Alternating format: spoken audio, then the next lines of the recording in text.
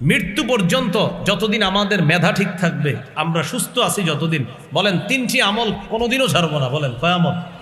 একদম সহজ, 3টি। বলেন 3 আমল কখনো ছাড়বো না। আবার 3 আমল নিয়মিত করব। যারা নিয়মিত এই 3 আমল করবে তারা এমন একটা ব্যবসার আশা করবে যে ব্যবসায় কখনো লস নাই, লাভ আর লাভ। এই 3 আমল নিয়মিত করা মানে লাভজনক ব্যবসা করা। জিকির করা, নিয়মিত জিকির করা।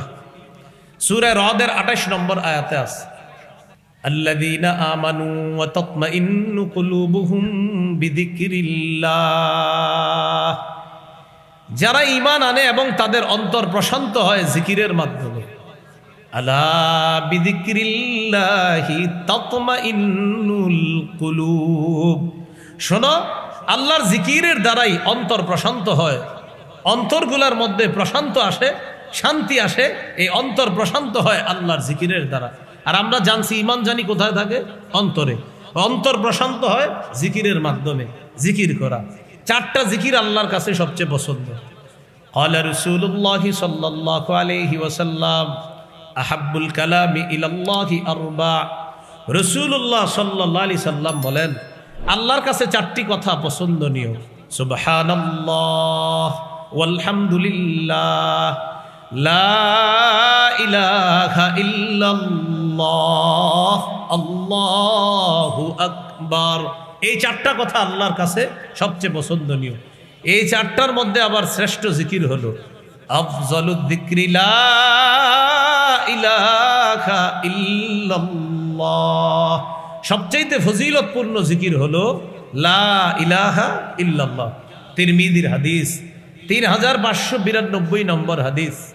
ক্বালা রাসূলুল্লাহি সাল্লাল্লাহু আলাইহি ওয়াসাল্লাম মা মিন আবদিন, কোন বান্দা ক্বালা লা ইলাহা ইল্লাল্লাহ, কোন বান্দা এই কথা বলল যে লা ইলাহা ইল্লাল্লাহ খালিসান মুখলিসা, ইখলাসের সাথে লা ইলাহা ইল্লাল্লাহ মুখ দিয়ে একবার বলল কোন বান্দা।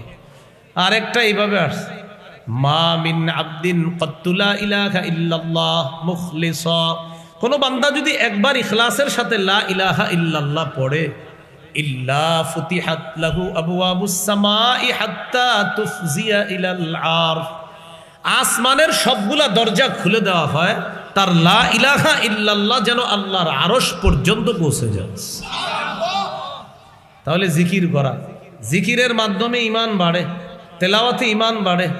কোরআন তেলাওয়াত করলে ঈমান বাড়ে। কি করলে ঈমান বাড়ে? সূরা আনফালের 2 নম্বর আয়াতে আছে, ওয়া ইযা তুলিয়াত আলাইহিম আয়াতুহু যাদাতহুম ঈমানা। মুমিন তারা যাদের সামনে কোরআন তেলাওয়াত করা হলে তাদের ঈমান বেড়ে যায়। এই কোরআনের তেলাওয়াত তাদের ঈমান বাড়ায়া দেয়, কোরআন তাদের ঈমান বাড়ায়া দেয়। তাহলে কোরআন তেলাওয়াত ঈমান বাড়ায়। পড়বেন নি ইনশাআল্লাহ? আমরা শুধু রমজানে কোরআন পড়ি, 1 খতম 2 3 4 খতম পড়ে ইমাম সাহেবের কাছে চিঠি লিখে 27শে রমজান, হুজুর দাদার জন্য 1 খতম, দাদির জন্য 1 খতম, নানা নানির জন্য 1 খতম। খতমটা বক্সায়া দিয়েন 27শে রমজানে হুজুরে লেখে। বক্সানো মানে পৌঁছানো। আচ্ছা, আপনার পৌঁছানোর আগে এটা কোথায় ছিল? আকাশে বাতাসে ঘুরতেছিল নাকি? আপনারা বলেন, আমারে যদি বুঝাই দিতে পারেন আমিও লিখবো বক্সানোর কথা। এই যে লেখে বক্সায়া দিয়েন, তো আগে কই ছিল? ঠিক আছে আপনার কথা, বক্সানো তো আগে কিটা ঘুরতেছিল দুনিয়াতে। এতটুকু লিখতে পারেন, হুজুর 3 4 খতম কোরআন পড়ছি, আমিও আল্লাহর কাছে মাপ চাইছি, নিশ্চিত মানুষ হিসেবে ভুল হয়ে গেছে। আপনি একটু আল্লাহরে বললেন আমার ভুল ত্রুটি হয়ে থাকলে আল্লাহ যেন মাফ করে দেয়, এটা বলেন। বক্সানোর কথা কেন বলেন? আপনি যখন যে নিয়তে পড়তেছেন আল্লাহ তো সেই নিয়ত পুরা করতেছে। হাদিসে আসছে রাসূল সাল্লাল্লাহু আলাইহি সাল্লাম বলেন, ইকরাইল কুরআনা ফি 40, 40 দিনে অন্তত 1 খতম কোরআন পড়ো। পারলে 3 দিনে 1 খতম, না হয় 7 দিনে 1 পারা করলে পড়লে 30 দিনে 1 খতম। আর যদি এটা না পারেন, নবী বলেন অন্তত 40 দিনে 1 খতম কোরআন পড়া। প্রতিটা মুসলমানের জন্য 40 দিনে 1 খতম কোরআন পড়া মুস্তাহাব। কিন্তু অনেক মুসলমান পাবেন 40 বছরেও 1 খতম কোরআন পড়েন। 40 দিনে 1 খতম কোরআন পড়া এটা উচিত মুসলমানের জন্য। এই যে একটা ছেলে খুতবা দিছে আজকে আরবিতে, প্রথম খুতবায় হাদিস পড়েছে, বুখারীর হাদিস, খায়রুকুম মান তাআল্লামাল কুরআনা ওয়া আল্লামা। তোমাদের মধ্যে সর্বোত্তম ওই ব্যক্তি যে কোরআন শিখে অন্যকে শিখায়। তিরমিজির হাদিস 2909 নম্বর হাদিস, 2910 নম্বর হাদিস, এই দুই হাদিসের মধ্যে আছে কোরআনের সম্পর্কে রাসূলুল্লাহ সাল্লাল্লাহু আলাইহি সাল্লাম বলেন, মান ক্বারাআ হারফাম মিন কিতাবিল্লাহ ফালাহু বিহি হাসানা ওয়াল হাসানাতু বিআশরি আমসালিহা। কোরআনের একটি অক্ষর যে পড়লো তাকে সাথে সাথে 10টি নেকি দেওয়া হবে। এই জন্য কোরআন পড়া। আপনাদেরকে মোহাব্বতের সাথে বলি, আমি সহ মৃত্যু পর্যন্ত যতদিন আমাদের মেধা ঠিক থাকবে, আমরা সুস্থ আছি যতদিন, বলেন 3টি আমল কোনোদিনও ছাড়বো না। বলেন কয় আমল? একদম সহজ, 3টি। বলেন 3 আমল কখনো ছাড়বো না। আবার 3 আমল নিয়মিত করব। 1 কোরআন তেলাওয়াত, 2 5 ওয়াক্ত নামাজ, 3 সাধ্য অনুযায়ী দান সদকা। এটা কিভাবে শুরু করতে পারেন? ফজরের নামাজ পড়লেন, নামাজ হয়ে গেল, প্রতিদিনের আমলের একটা নামাজ হয়ে গেল, আর তো 4 ওয়াক্ত আছে পড়ে নেবেন। 2 নাম্বার নামাজের পরে একটু কোরআন তেলাওয়াত করেন, 2টা হয়ে গেল আমল। 3 নাম্বার অফিসে যাওয়ার সময় সাধ্য আছে 2 টাকা সদকা করার, 2 টাকা দান করেন। 5 টাকা সাধ্য আছে 5 টাকা দান করেন। এই 3 আমল যারা নিয়মিত করতে পারবেন, সূরা ফাতিরের 30-31 নম্বর আয়াত, 22 নম্বর পারা, 16 নম্বর পৃষ্ঠার শেষ, 17 নম্বর পৃষ্ঠার শুরু, আল্লাহ তাআলা বলেন যারা নিয়মিত এই 3 আমল করবে, ইন্নাল্লাযীনা ইয়াতলুনা কিতাবাল্লাহ, যারা আল্লাহর কোরআন তেলাওয়াত করবে। 2 নম্বর ওয়া আকামুস সালাহ, 5 ওয়াক্ত নামাজ পড়বে। 3 নম্বর ওয়া আনফাকু মিম্মা রাযাকনাহুম সিররাও ওয়া আলানিয়া, যারা গোপনে প্রকাশ্যে আমার দেয়া রিজিক থেকে দান করবে। ইয়ারজুনা তিজারাতান লান তাবুর, তারা এমন একটা ব্যবসার আশা করবে যেই ব্যবসায় কখনো লস নাই, লাভ আর লাভ। এই 3 আমল নিয়মিত করা মানে লাভজনক ব্যবসা করা। যারা লাভজনক ব্যবসা করতে চান, এই আমল নিয়মিত এটা করতে থাকেন। আল্লাহ তৌফিক দান করেন। তাহলে ইমানি শক্তি বাড়ার একটা উপায় জানলাম আমরা, কোরআন তেলাওয়াত করা। 2 নাম্বার আরেকটা উপায় ইমানি শক্তি বাড়ার, বলেন নবীজির জীবনী এবং সাহাবায়ে কেরামের জীবনী অধ্যয়ন করা। নবীজির জীবনী পড়তে হবে নিয়মিত, সাহাবায়ে কেরামের জীবনী পড়তে হবে, নিয়ম করে করে পড়বেন। আজকে 1 পৃষ্ঠা, কালকে 1 পৃষ্ঠা, এইভাবে। হায়াতুস সাহাবা কিনে নেবেন, বাংলায়ও বের হয়েছে, অথবা সাহাবীদের জীবনী বাংলায় আছে এখন। রাসূল সাল্লাল্লাহু আলাইহি সাল্লামের জীবনী অনেক আছে, আর রাহিকুল মাখতুম আছে, এটা কিনে নিতে পারেন। ইদ্রিস কান্দলবী রহমতুল্লাহি আলাইহির সিরাতে মুস্তাফা আছে, এটাও কিনে নিতে পারেন।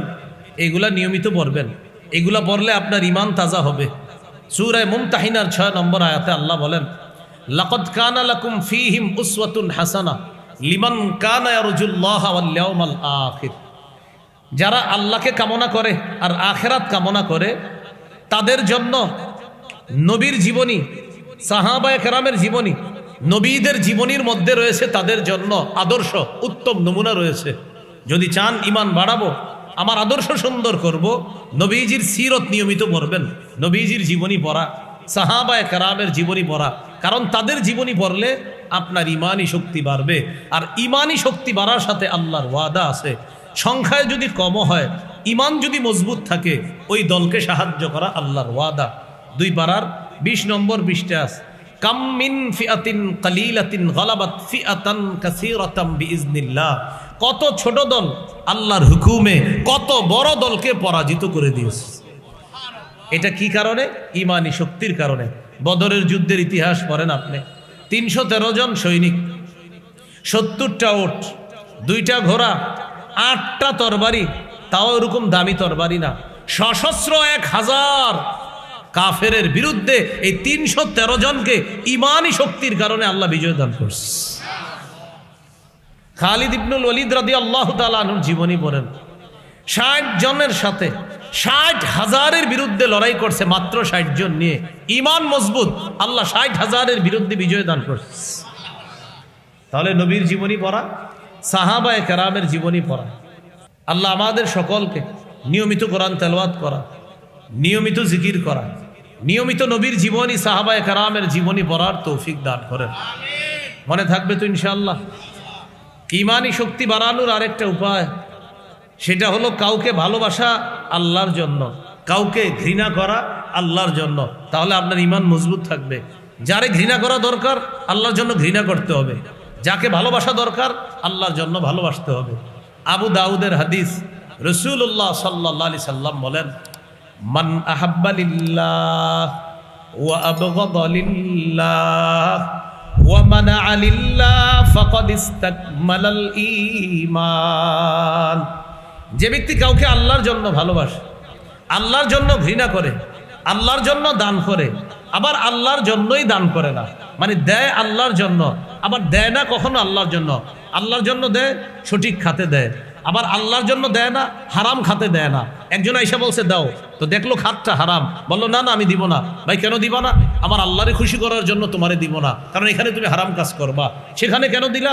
সেখানে ভালো কাজ হয়েছে, তাই রবকে খুশি করার জন্য সেখানে দিয়েছে। তাহলে দেওয়া আল্লাহকে খুশি করার জন্য, আবার হারাম খাতে না দেওয়া এটাও আল্লাহকে খুশি করার জন্য। নবী বলেন ফাকাদ ইসতাকমালাল ঈমান, সে তার ঈমানকে পরিপূর্ণ করবে। তাহলে ইমানি শক্তি বাড়ানোর আরেকটা কারণ জানলাম, কাউরে ভালোবাসা আল্লাহর জন্য, ঘৃণা করা আল্লাহর জন্য, দান করা আল্লাহর জন্য, আবার দান না করা এটাও আল্লাহর জন্য। আল্লাহ কথাগুলা মনে রাখার তৌফিক দান করেন।